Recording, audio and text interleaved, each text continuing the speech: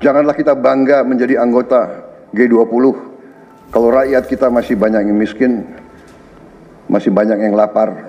Kegiatan-kegiatan yang terlalu seremonial, terlalu banyak seminar, terlalu banyak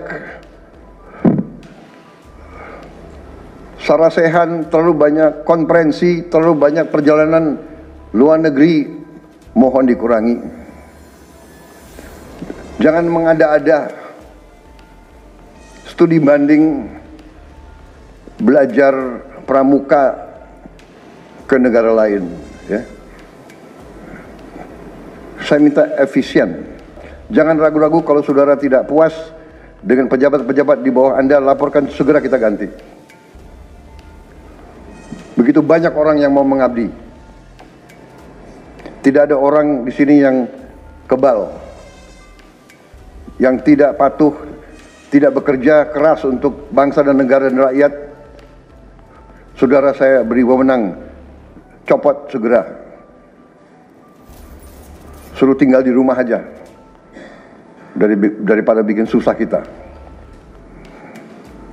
Yang tidak mendukung hal ini, silahkan keluar dari pemerintah yang saya pimpin.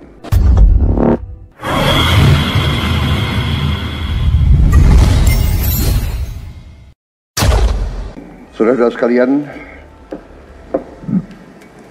sekarang saya kira adalah suatu momen bersejarah.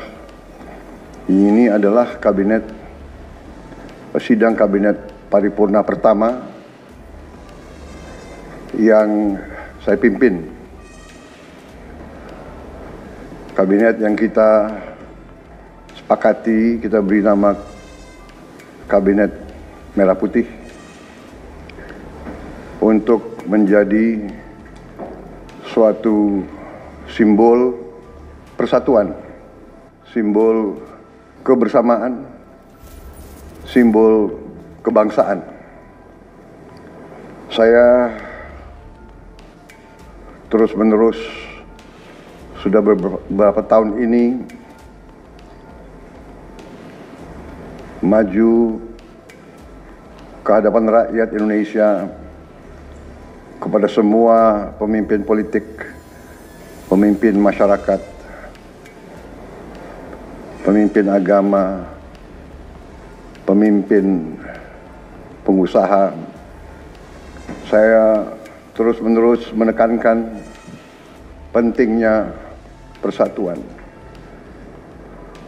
Sumber kunci keberhasilan kebangkitan suatu bangsa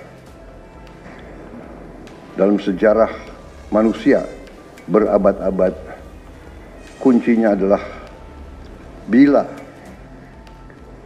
elitnya bisa kerjasama, bila elitnya bersatu. Persatuan ini artinya adalah kita bisa sepakati mana adalah kepentingan nasional yang inti, mana adalah kepentingan nasional yang vital bagi kelangsungan hidup bangsa kita. Kita masing-masing punya kepentingan politik masing-masing. Kita masing-masing punya kepentingan kelompok masing-masing.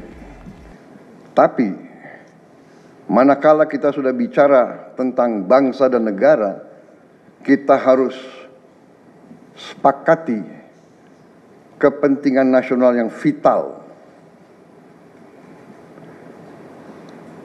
Saya meyakini bahwa kepentingan nasional vital kita tentunya harus kita sepakati adalah kemerdekaan dan keutuhan NKRI. Keutuhan Negara Kesatuan Republik Indonesia. Dan untuk menjamin keutuhan dan kelangsungan hidup Negara Kesatuan Republik Indonesia, kita harus dengan handal, dengan cerdik, dengan pandai, bisa menjaga dan mengelola kekayaan bangsa kita. Hanya apabila kita bisa menjaga dan mengelola dengan baik semua kekayaan kita, hanya dengan demikian kita bisa memberi pelayanan kepada rakyat kita. Kita bisa memberi kebutuhan hidup rakyat kita. Kita bisa membayar segala keperluan suatu negara modern. Dan di antaranya tentunya adalah menjamin kedaulatan bangsa. Saya ingatkan saudara-saudara sekalian, jangan sampai kita lupa dengan Undang-Undang Dasar kita sendiri, Undang-Undang Dasar 1945, yang jelas dalam pembukaannya tertera tujuan-tujuan nasional kita, di mana tujuan-tujuan nasional kita sangat jelas oleh pendiri-pendiri bangsa kita. Tujuan pertamanya adalah melindungi segenap bangsa Indonesia dan seluruh tumpah darah Indonesia. Ini tujuan nasional yang pertama untuk kita survive. Karena itu kita perlu memikirkan apakah kita sudah cocok atau tidak investasi kita kepada pertahanan bangsa Indonesia. Kedua, tentunya memajukan kesejahteraan umum. Saya katakan berkali-kali bahwa negara yang merdeka, rakyatnya harus merasakan kemerdekaan. Janganlah kita bangga menjadi anggota G20 kalau rakyat kita masih banyak yang miskin, masih banyak yang lapar. Mencerdaskan kehidupan bangsa mutlak. Pendidikan bagi kita adalah prioritas yang sangat tinggi. Saya kira ini terlihat komitmen kita kepada pendidikan. Kalau tidak salah, alokasi kita dalam anggaran 2025 untuk pendidikan salah satu tertinggi, Pak. Mungkin selama sejarah kita, Pak. Untuk pertama kali kita sudah 25%, Pak. Bu ya. 20.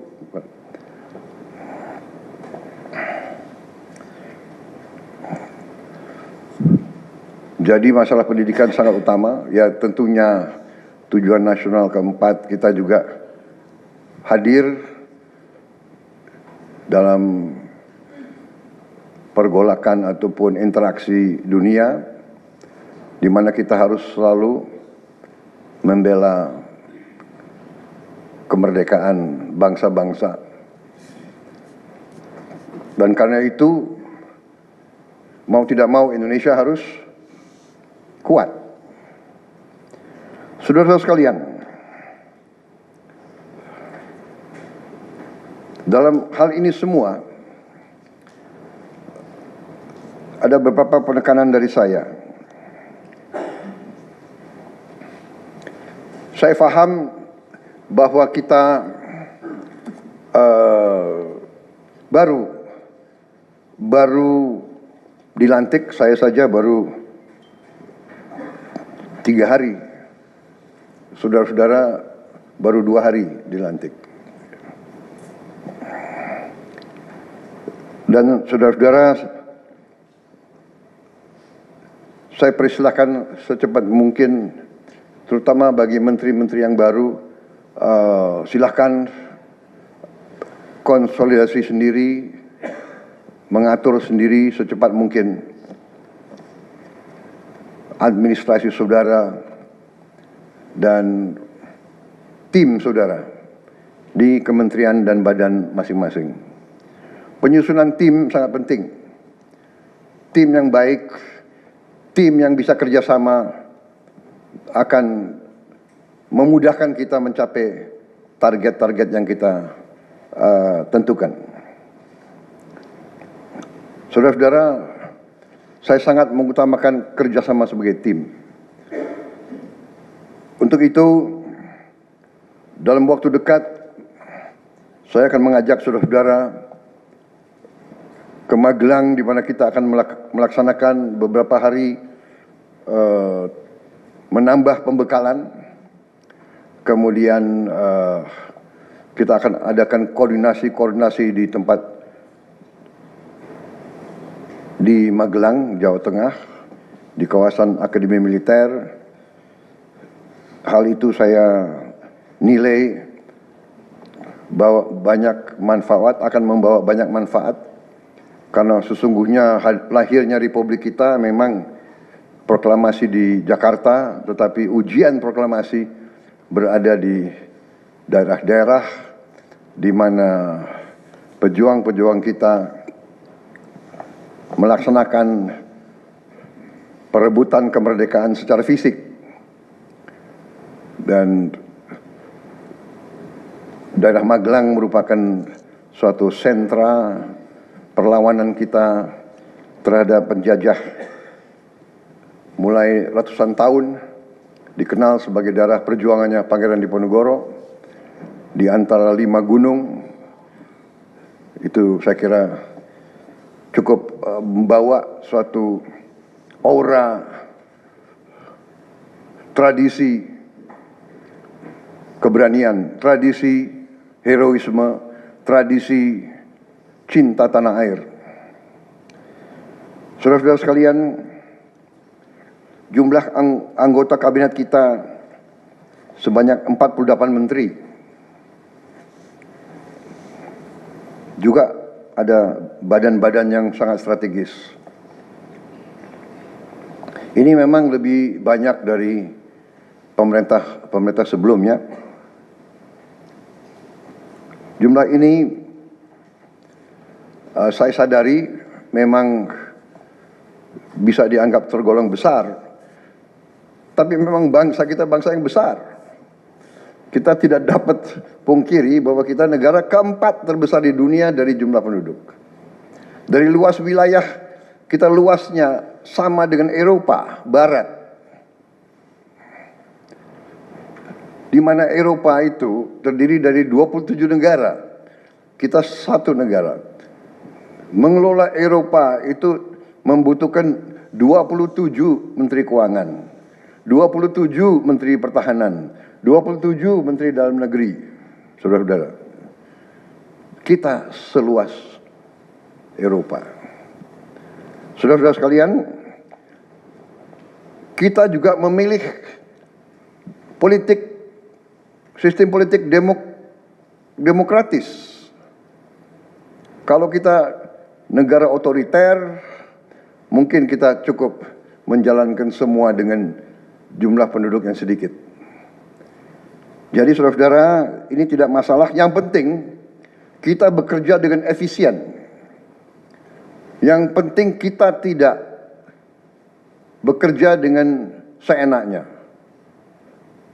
Saya minta Menteri Keuangan, saya minta semua Menko, saya minta semua menteri telusuri lagi alokasi APBN. Pelajari lagi DIPA, pelajari lagi. Saya minta detail. Kegiatan-kegiatan yang terlalu seremonial, terlalu banyak seminar, terlalu banyak sarasehan, terlalu banyak konferensi, terlalu banyak perjalanan luar negeri, mohon dikurangi. Kita harus memberi contoh. Fokus kita adalah pembangunan ekonomi, kesejahteraan rakyat ke dalam. Jangan mengada-ada.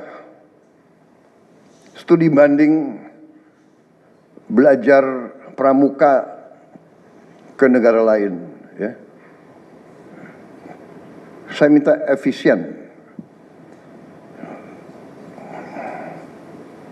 Saudara-saudara, kalau saudara perhatikan dalam pemerintahan yang saya bentuk, saya perkuat kepala staf kepresidenan. Saya perkuat itu, saya ada tambah lagi Badan Pengendalian Pembangunan dan Investigasi Khusus. Tugas mereka adalah memonitor semua program, semua proyek yang kita akan lancarkan.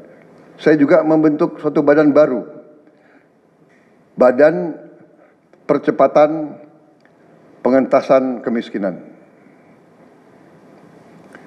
Badan ini akan mempelajari, akan mengikuti semua program-program perlindungan sosial, semua program-program bantuan ke bagian golongan rakyat yang masih perlu bantuan, intervensi. Bukan saya ingin mencampuri pekerjaannya kementerian-kementerian, tidak. Tapi saya ingin membantu. Di mana ada bottleneck, di mana ada kesulitan, segera kita atasi. Marilah kita jujur mengakui bahwa birokrasi di kita sangat terkenal. Sangat terkenal ribetnya, sangat terkenal lambatnya. Bahkan ada pembicaraan oleh rakyat kita bahwa birokrasi pemerintah kita sering mempersulit, bukan mempermudah keperluan rakyat. Bahkan ada yang mengatakan kalau bisa dibikin sulit, kenapa dibikin mudah? Ya, ini saya minta menteri-menteri sekarang, mari kita lebih berani, mari kita lebih tidak ragu-ragu untuk memberi pelayanan yang terbaik kepada rakyat kita. Jangan ragu-ragu, kalau saudara tidak puas dengan pejabat-pejabat di bawah Anda, laporkan, segera kita ganti. Begitu banyak orang yang mau mengabdi. Tidak ada orang di sini yang kebal, yang tidak patuh, tidak bekerja keras untuk bangsa dan negara dan rakyat. Saudara, saya beri wewenang, copot segera. Suruh tinggal di rumah aja, daripada bikin susah kita. Saudara-saudara sekalian, saya kira dalam waktu dekat saudara-saudara akan segera menyiapkan program kerja saudara masing-masing. Saya beri kesempatan segera, dan sewaktu-waktu terus saya akan panggil koordinasi. Tadi pagi sebelum sidang kabinet saya sudah koordinasi sama beberapa menteri, dengan Jaksa Agung, dengan BPKP, dan besok pun kita akan lanjutkan. Ada beberapa pengarahan dari saya, Menteri Bappenas, pastikan semua program dan kegiatan di semua kementerian lembaga mempunyai kontribusi yang signifikan, terukur, dan saling bersinergi. Pelajari kembali semua proyek. Jangan ada proyek yang mercusuar. Semua ditujukan kepada yang saya sampaikan pada pidato saya di depan Majelis Permusyawaratan Rakyat pada hari pelantikan saya. Kita harus swasembada pangan. Itu prioritas dasar karena situasi global. Perang besar bisa pecah setiap saat. Kita harus jamin kemampuan kita memberi makan rakyat kita sendiri. Swasembada energi mutlak. Kita bersyukur kita punya sumber alam yang sangat besar. Kita sekarang tidak boleh ragu-ragu memanfaatkannya sebaik-baiknya. Hilirisasi kunci daripada kemakmuran. Karena itu saya minta menteri-menteri terkait, Menteri Investasi, Hilirisasi, Menteri Bappenas, Menteri ESDM, dengan beberapa menteri lain dibantu oleh tentu Menko Perekonomian dan Ketua Dewan Ekonomi Nasional, saya minta segera inventarisir proyek-proyek penting dalam program hilirisasi kita.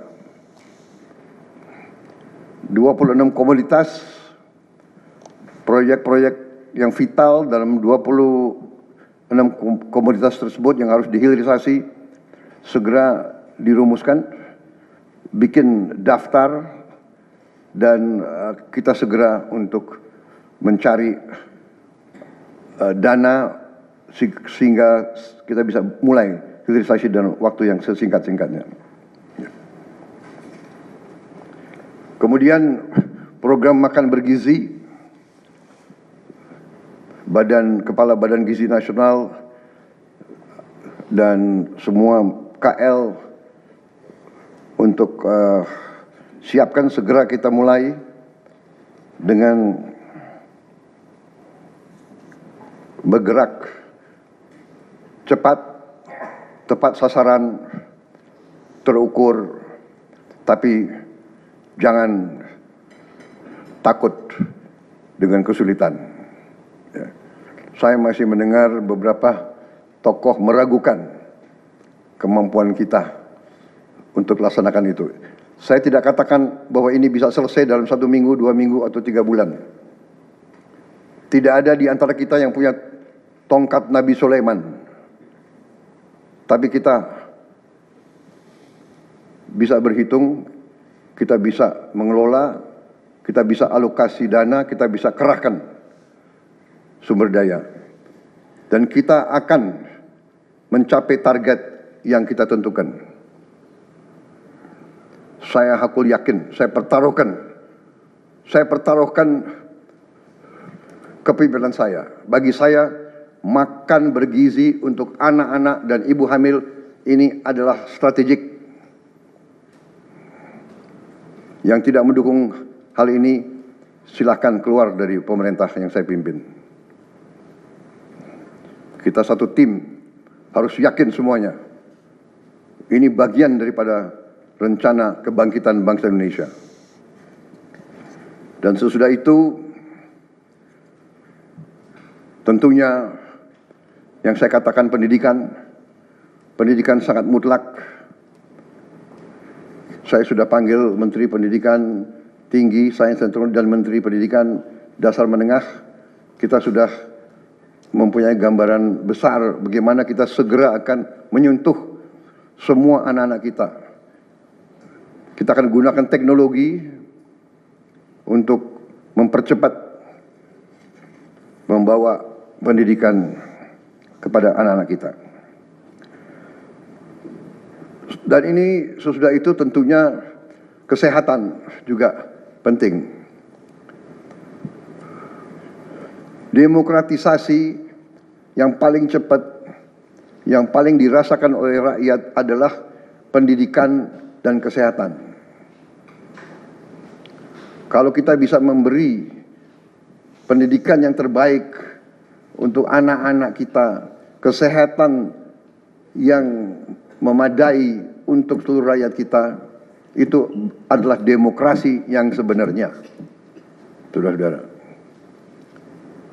Menteri Kesehatan teruskan reformasi kesehatan, atasi kekurangan dokter dan tenaga kesehatan. Kita punya program khusus, nanti kita bahas tersendiri.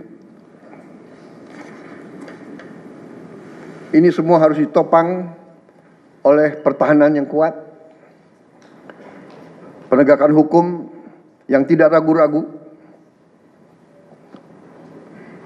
Saya minta Jaksa Agung, Kapolri, BPKP, Badan Intelijen Negara, fokus ancaman yang berat bagi kita, judi online, narkoba, penyelundupan, penyelewengan, korupsi, kebocoran. Hanya dengan penegakan hukum yang tegas dan intelligence yang baik, bukti-bukti yang kuat, bisa kita segera mitigasi hal ini semua.